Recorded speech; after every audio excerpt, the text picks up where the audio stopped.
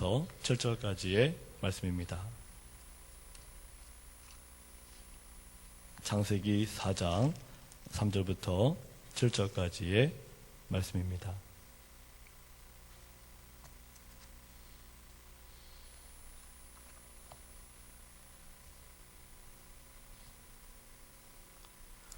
우리 다 같이 한 목소리로 받들어서 봉독하겠습니다.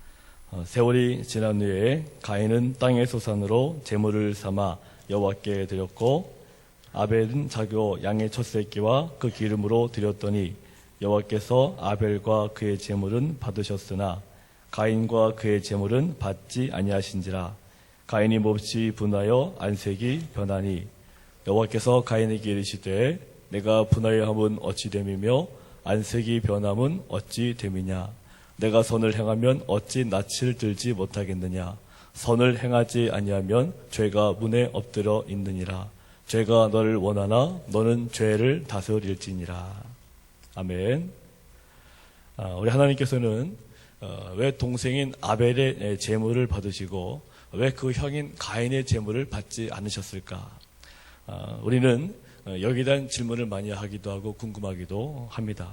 우리는 그 이유가 다른 데서가 아니라 오늘 본문에서 우리는 충분히 찾을 수가 있습니다. 오늘 본문만으로도 우리는 하나님께서 기뻐하시는 제사가 어떠한 제사인지, 하나님께서 기뻐하시는 예배가 어떠한 것인지를 충분히 우리는 알 수가 있습니다. 오늘 본문엔 어느 부분에 그 힌트가 있겠습니까? 4절 하반부와 5절 상반부를 보시면 하나님께서는 아벨이 드리는 그 제사물만을 받으신 것이 아니라 아벨과 그의 제물이라고 분명히 말씀하고 계십니다. 사역할 때 보니까요, 어떤 분들은 이 사업이 바쁜 관계로 교회에서 드리는 예배를 참석하지 못한다고 하신 분들이 종종 있습니다. 대신 헌금은 많이 드리시겠다는 거예요.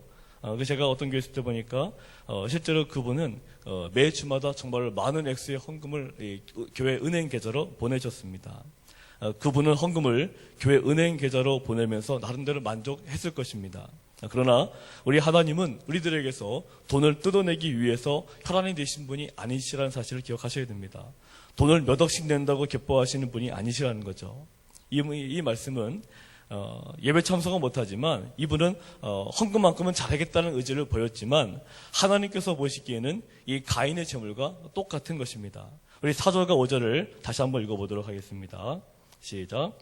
아벨은 자기도 양의 첫 새끼와 기름으로 드렸더니 여호와께서 아벨과 그의 제물을 받으셨으나 가인과 그의 제물은 받지 아니하신지라. 가인이 몹시 분하여 안색이 변하니. 하나님께서 받으신 것은 아벨과 그의 제사입니다. 아벨이 드린 제물을 먼저 받으신 것이 아니라 아벨이라고 하는 인격을 먼저 받으셨다는 것입니다. 제물의 많고 적음이 중요한 것이 아니라 내 마음이 하나님을 어떻게 믿느냐가 중요하다는 거죠. 하나님을 나의 주인으로 알고 오직 하나님만이 나의 인생을 인도하시고 나의 인생을 책임지신다는 그 믿음이 아벨에게 있었다는 것입니다. 그러니까 아벨은 단순하게 제물을 드린 것으로 끝난 것이 아니라 아벨은 자신의 인격을 드림을 통해서 나의 모든 삶을 주관하신 분은 오직 하나님이심을 고백하면서 예물을 드렸다는 거죠. 우리는 보통 예물을 드릴 때 어떤 경우는 굉장한 부담감을 갖고 어떤 경우는 드리기 싫어서 억지로 드린 경우들도 종종 있지 않습니까? 말씀에는 드리라고 하니까 어쩔 수 없이 드리는 그런 경우들도 우리는 분명히 있지 않습니까? 그런데 오늘 본문의 아벨은 그게 아니라는 것입니다. 아벨과 그의 제사라는 것입니다. 우리가 보통 이 직장에 들어가서 처음으로 월급을 받게 되면은요, 부모님이나 사랑하는 그런 애인에게 선물하려고 그렇게 하죠. 나의 인생에서 중요한 사람에게 처음 월급을 쓰고 싶어 합니다. 그리고 이렇게 말합니다. 어머니, 오늘 제가 첫 봉급 받은 거 내가 어머니께 드립니다. 어머님 덕에 제가 이렇게 컸습니다.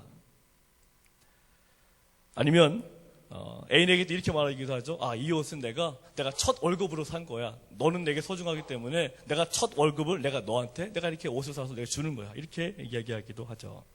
그러면은 내 처음 것을 가지고 줬다고 얘기하면은 애인이든 부모님이든 감동하지 않습니까? 우리 자식을 키웠더니 역시 처음 것을 부모에게 이렇게 드릴 줄 아는구나. 얼마나 감동이 되겠습니까? 왜 그렇겠습니까? 내게 처음으로 들어온 것을 누군가에게 준다는 것은 결코 아무에게나 주는 것이 아니거든요. 내 인생에 처음 들어오는 것이기 때문에 내게 가장 가치 있는 자에게 그것을 주는 것 아니겠습니까? 나에게 있어서 가장 소중한 사람에게 주는 것입니다. 바로 아벨의 태도가 그렇다는 거죠. 아벨은 자기가 기른 양의 첫 새끼를 하나님께 드렸다고 했습니다. 이 말은 나의 인생에서 하나님이 가장 소중하시다는 고백입니다. 자기 양의 가장 첫 새끼를 드렸다는 거죠. 나는 하나님 없이는 살 수 없다는 그런 신앙의 고백이 바로 아벨의 그런 양의 첫 새끼를 드렸다는 고백에서 나오는 것입니다. 내가 이런 예물을 드리면 하나님께서 나에게 큰 축복을 주시겠지가 아니라, 내가 헌금을 많이 하면 하나님께서 나의 사업을 잘 되게 해주시겠지가 아니라, 내가 11조 헌금을 하면 나에게 너무나 많은 복도 주시겠지가 아니라, 아벨의 헌금을 드리는 기본적인 자세는 하나님이 정말 내 인생을 주관하신다는 그 신앙 고백 가운데에 그 첫 예물을 드렸다는 거죠. 내가 하나님으로부터 어떤 축복을 받을 그런 목적을 가지고 우리가 예물을 드리는 것이 아니라, 우리는 오직 하나님에 대한 사랑으로 예물을 드리는 것입니다. 나를 위해 십자가에서 죽기까지 사랑하셨던 그 주님에 대한 사랑의 표현이 바로 우리의 예배인 것이고, 우리가 드려지는 헌금인 것입니다. 그 주님의 사랑이 너무 감격해서 내가 이대로 죽으면 영원히 멸망의 길로 들어가는데, 주님은 나를 위해서, 이 더러운 나를 위해서 죽으셨구나. 주님의 십자가가 아니었으면 나는 지금 계속 망하는 길로 갈 텐데, 내가 오늘도 예배에 나올 만한 그런 자격이 안 되는데 우리 주님의 사랑 때문에 내가 오늘 이 자리에 나왔구나 라는 그런 감사의 표현, 그것이 바로 예배요, 그것이 바로 예물인 것입니다. 그렇다면 우리 하나님께서는 왜 직접 인간의 몸을 입고 오셔서 우리를 위해서 대신 죽으셨겠습니까? 왜 우리 하나님께서는 왜 인간의 몸을 입고 오셔서 왜 죽으실 수밖에 없었습니까? 그것은 우리의 약함을, 우리의 연약함을 너무도 잘 아시기 때문입니다. 따라 보실까요? 우리 하나님은 우리의 약함과 우리의 연약함을 너무도 잘 아십니다. 우리 하나님은요, 너 왜 이거 못했어? 너 왜 이거 안 했어? 이렇게 야단치시는 분이 아니시라는 것입니다. 우리 본문 5절과 6절을 같이 읽어보겠습니다. 5절 6절입니다. 시작. 그의 재물은 받지 않으신지라 가인이 몹시 분하여 안색이 변하니 여호와께서 가인에게 이르시되 내가 분하여 함은 어찌 됨이며 안색이 변함은 어찌 됨이냐. 우리는 보통 이 사람들과의 만남을 볼 때 인상을 굉장히 중요시하게 생각을 하죠. 그래서 회사에서 이 신입사원들을 뽑을 때 가장 중요시하는 것이 바로 인상 아니겠습니까? 그래서 인상이 어떠냐에 따라서 그 사람이 실력이 없어도 뽑히는 경우들도 많이 있습니다. 그래서 우리들은 보통 아무것도 아닌 거 가지고 쉽게 인상을 찌푸리는 그런 분들을 보면 이 교회 내에서 좀 피하고 싶은 경우들이 있지 않습니까? 내가 가까이 하고 싶고 내 깊은 곳을 드러내고 싶은 사람은 인상이, 내가 볼 때, 우리 기준으로 볼 때 인상이 편안한 그런 분들을 우리는 그 가까이 가서 얘기도 깊게 하고 싶은 것입니다. 아주 오래전인데요. 진짜 오래전이죠. 변진섭이라는 가수 아시죠? 이 변진섭의 청바지가 잘 어울리는 여자라는 곡을 기억하십니까? 이 곡의 가사를 보면 이런 가사가 있죠. 내 얘기가 재미없어도 웃어주는 여자, 난 그런 여자가 좋더라. 이거 기억나시죠? 내 얘기가 재미없어도 웃어주는 여자, 난 그런 여자가 좋더라. 저는 이 곡을 들으면서 굉장히 은혜를 많이 받았습니다. 내 얘기가 재미없어도 웃어주는 여자가 어디 없을까를 찾아봤던 그런 기억도 납니다. 설령 내 얘기가 재미없고 썰렁하다고 해도요, 그래도 웃어주려고 노력하는 사람들이 그래도 좋으시잖아요. 내가 많은데 얘기를 하는데 아무런 반응이 없으면 괜히 뻘쭘해지고 그 사람을 창피하고 피하고 싶고 그런 거 아니겠습니까? 그런 분들하고는 신뢰가 생깁니다. 그냥 내가 조금만 말을 해도 뭔가 좋은 반응을 보여주면은요, 그냥 신뢰가 막 생기는 거죠.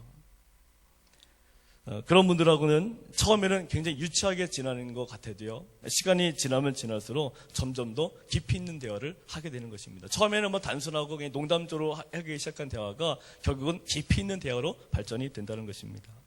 그래서 이런 말이 있습니다. 진정한 친구를 사귀고 싶으면 그 사람의 말에 100% 긍정적으로 반응하라, 이런 말도 있습니다. 사람을 많이 사귀고 싶으면 상대방이 내게 하는 모든 말에 무조건 100% 긍정적인 반응을 보이라는 거죠. 내가 긍정적으로 반응하지 않으면 상대방 역시도 부정적으로 바뀌게 되어 있습니다. 사람을 인상으로 평가하면 안 되는데 상대방이 나를 향한 그 인상이 아주 싸늘하면은요, 그러면 우리 역시도 그 상대방을 향해서 우리들도 인상을 싸늘하게 하는 경우가 많다는 것입니다. 그래서 우리들은 보통 사람들을 만날 때 그 사람의 그 인상이나 안색이 변하면 나도 마찬가지로 기분이 나빠지고 내 안색도 변한다는 거죠. 그런데 오늘 이 가인에게 대하시는 하나님의 모습은 우리들하고 다르다는 것입니다. 지금 가인의 모습을 보시면 하나님께서 자기의 재물을 받지 않았다고 굉장히 열받아하고 있어요. 안색이 변할 정도로 굉장히 심각합니다. 자기의 잘못을 깨닫기는커녕 오히려 하나님을 향해 분노하고 있는 거거든요. 아마 제가 하나님 같았으면은 바로 벼락을 내릴 것 같아요. 아니 네가 잘못한 것도 모르고 어찌 네가 감히 나한테 분노를 내게, 안색이 변해 바로 벼락을 내릴 것 같아요. 그런데 하나님은 그러시지 않았다는 것입니다. 6절과 7절을 다시 같이 읽어보겠습니다. 시작. 여호와께서 가인에게 이르시되 내가 분하여 함은 어찌 됨이며 안색이 변함은 어찌 됨이냐. 내가 선을 행하면 어찌 낯을 들지 못하겠느냐. 선을 행하지 아니하면 죄가 문에 엎드려 있느니라. 죄가 너를 원하나 너는 죄를 다스릴지니라. 아멘. 하나님께서는 가인에게 이놈 감히 이러시는 게 아니라 오히려 지금 죄의 지배를 당하고 있는 가인을 이해하고 계시는 것입니다. 한번 따라해 보실까요? 하나님은 죄의 지배받고 있는 나를 이해하십니다. 7절 말씀을 보시면은요, 죄가 문에 엎드려 있다라는 표현이 있죠. 이 말은 사자같이 무서운 짐승이 문 앞에서 나를 잡아먹으려고 으르렁거리고 있듯이 지금 죄가 가인의 앞에서 가인을 잡아먹으려고 안달이 났다는 것입니다.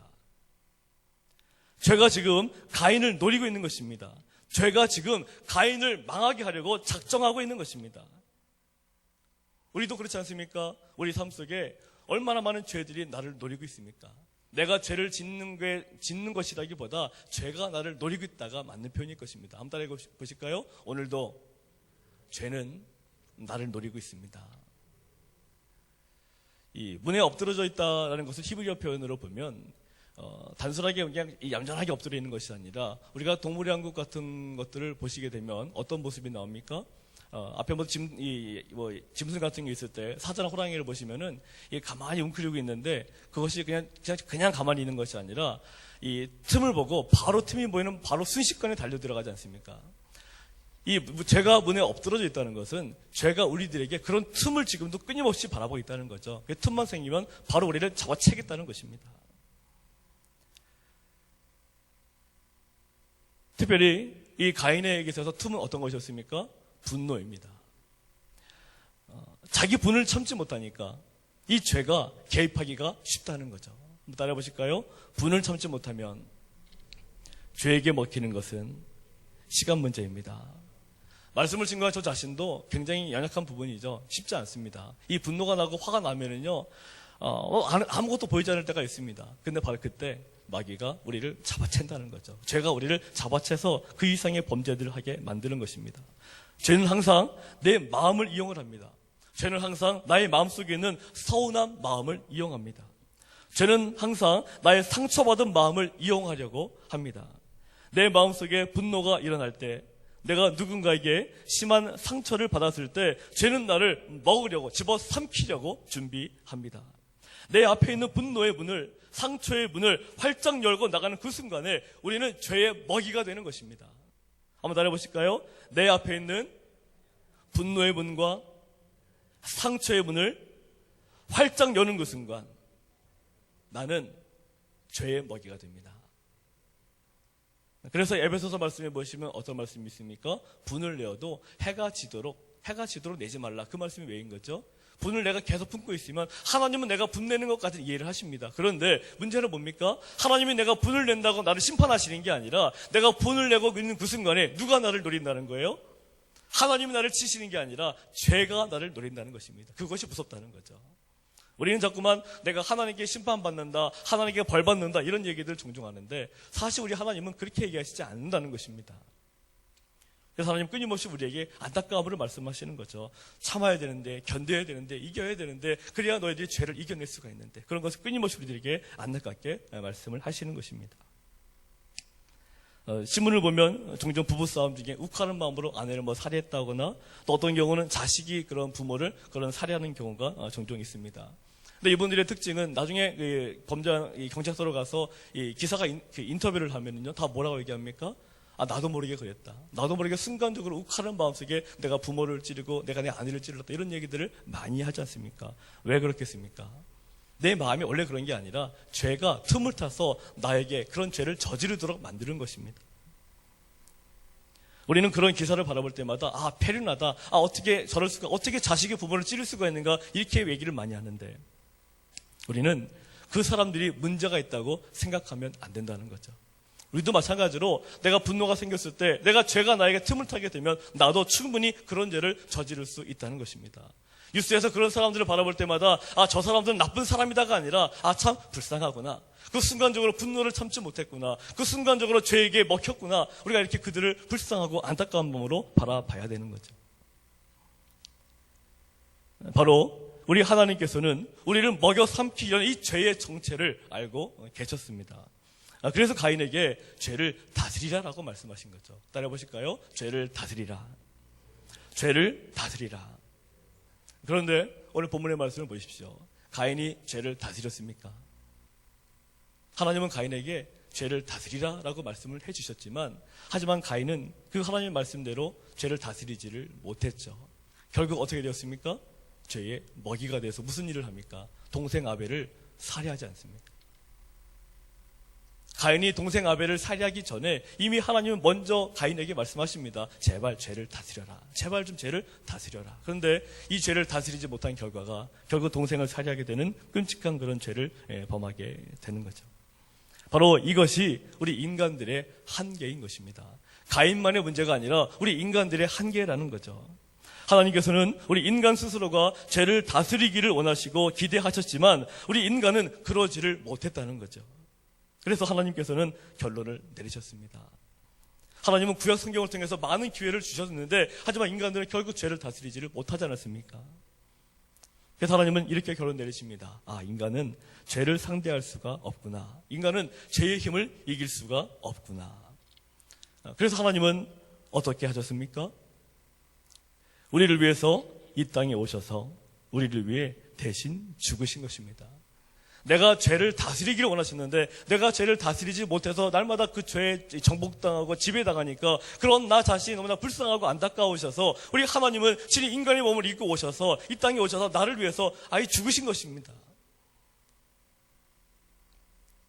로마서 5장 8절 말씀 한번 다 같이 한번 해보실까요? 시작. 우리가 아직 죄인 되었을 때에 그리스도께서 우리를 위하여 죽으심으로 하나님께서 우리에게 대한 자기의 사랑을 확증하셨느니라. 우리 기독교인들은 로마서 5장 8절 말씀 무조건 암송하고 있어야 됩니다. 가장 기본적인 거거든요. 우리가 아직 죄인 되었을 때에 그리스도께서 우리를 위하여 죽으심으로 하나님께서 우리에게 대한 자기의 사랑을 확증하셨느니라.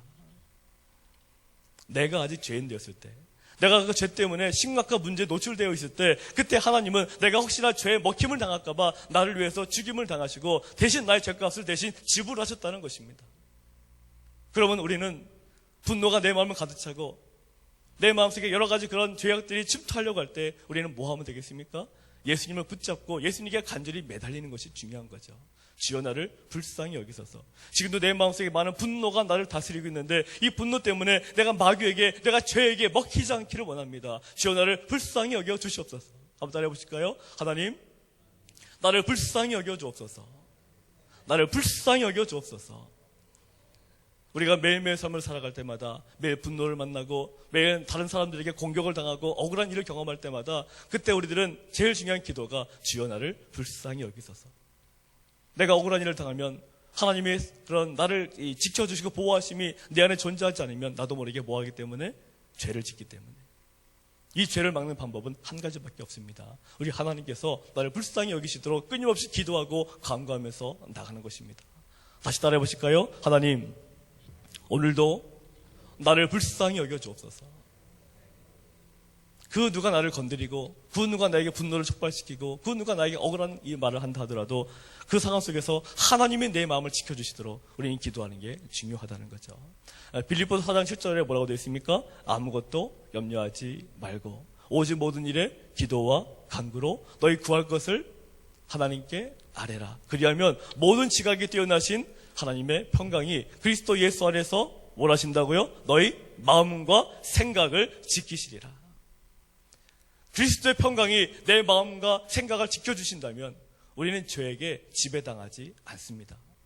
오늘 하루도 우리가 그리스도의 평강이 나를 지배하고 주님의 십자가의 은혜가 나를 지배할 수 있도록 우리가 이 아침에도 기도해 나가시고 시간마다 내가 힘들 때마다 분노가 생길 때마다 주여 나를 불쌍히 여기소서 주님의 보혈의 피가 나를 지켜주실 줄로 믿습니다. 기도하시면서 나가시게 된다면 우리는 어처구니없는 그런 죄 때문에 고통받는 일은 생겨나지 않을 것입니다. 같이 이 시간 주여 삼창하시면서 우리 기도하시겠는데요.